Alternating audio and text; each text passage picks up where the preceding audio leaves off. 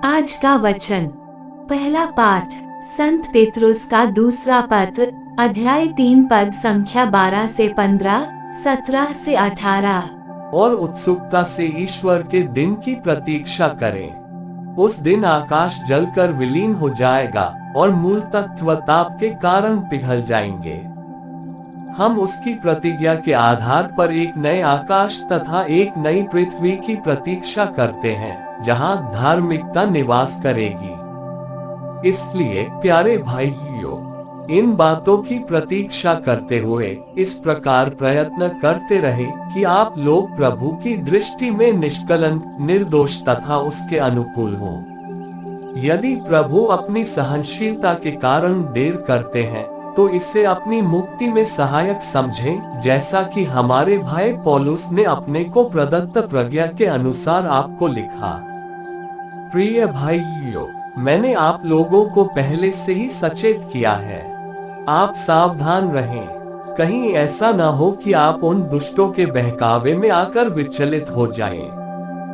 आप लोग हमारे प्रभु और मुक्तिदाता ईसा मसीह के अनुग्रह और ज्ञान में बढ़ते रहें। उन्हीं को अभी और अनंत काल तक महिमा। आमीन। यह प्रभु की वाणी है। सुसमाचार संत मार्कुस अध्याय 12 पद संख्या 13 से 17। उन्होंने ईसा के पास कुछ फरीसियों और हेरोदियों को भेजा, जिससे वे उन्हें उनकी अपनी बात के फंदे में फंसाए। वे आकर उनसे बोले, गुरुवर, हम ये जानते हैं कि आप सत्य बोलते हैं और किसी की परवाह नहीं करते। आप मुंह देखी बात नहीं करते, बल्कि सच्चाई से ईश्वर के मार्ग की शिक्षा देते हैं।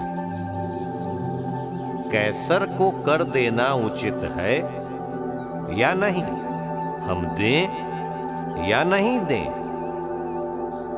उनकी धूर्तता भांप कर ईसा ने कहा, मेरी परीक्षा क्यों लेते हो? 1 दीनार लाकर मुझे दिखलाओ।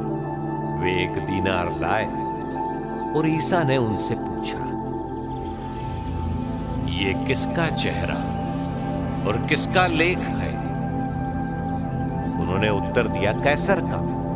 इस पर ईसा ने उनसे कहा, जो कैसर का है उसे कैसर को दो, और जो ईश्वर का है उसे ईश्वर को। ये सुनकर वे बड़े अचंभे में पड़ गए। यह प्रभु का पवित्र सुसमाचार है। आमीन। आज का चिंतन, पवित्र ग्रंथ हमारे जीवन को प्रतिबिंबित करती है, अर्थात हम अपने जीवन की घटनाओं को पवित्र ग्रंथ में घटते हुए देखते हैं, और यदि यह सत्य है तो ईश्वर सच में हमारे हृदयों, घर परिवार और हमारे समाज में उपस्थित हैं, जो हमें संयम बनाते हैं। यीशु ख्रीस्त ने सभी लोगों के प्रश्नों का उत्तर देने का प्रयास किया, पर वे संयम बरतते थे। उन्होंने अपने उत्तर में दयालुता और क्षमा दिखलाई।